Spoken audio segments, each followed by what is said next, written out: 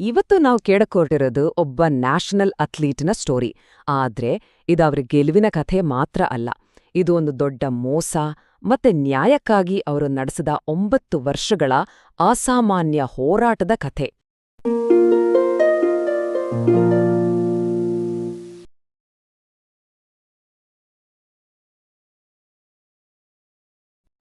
ನಮ್ಮ ಕಥೆಯ ಹೀರೋಯಿನ್ ಹೆಸರು ತಾರಾ ಸಹದೇವ.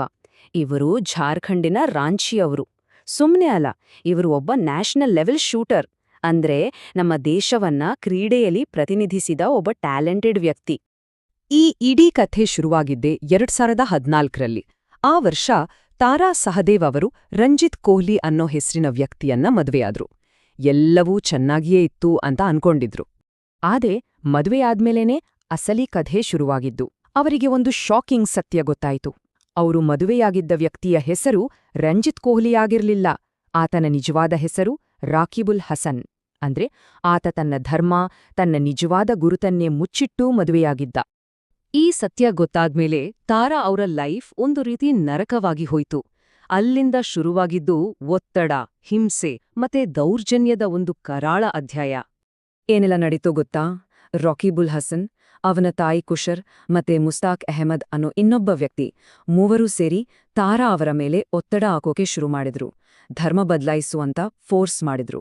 ಅಷ್ಟೇ ಅಲ್ಲ, ಅವರಿಗೆ ಅಮಾನವೀಯವಾಗಿ ಟಾರ್ಚರ್ ಕೊಟ್ರು, ಹೊಡೆದ್ರು, ಹಿಂಸೆ ಕೊಟ್ರು.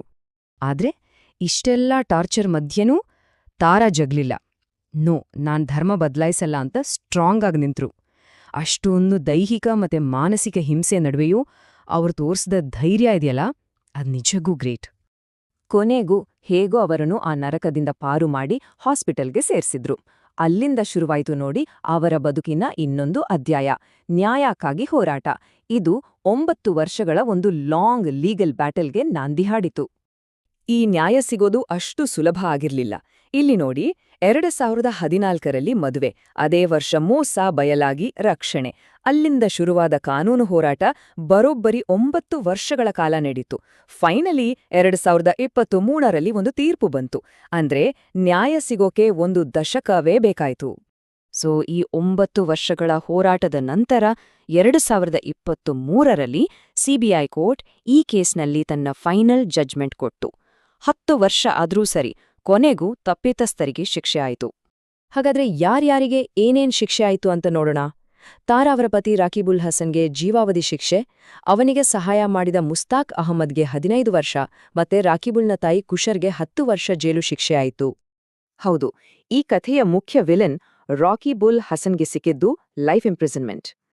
ಅವನಿಗೆ ಸಾಥ್ ಕೊಟ್ಟಿದ್ದ ಮುಸ್ತಾಕ್ ಅಹ್ಮದ್ಗೆ 15 ವರ್ಷಗಳ ಜೈಲು ಶಿಕ್ಷೆ.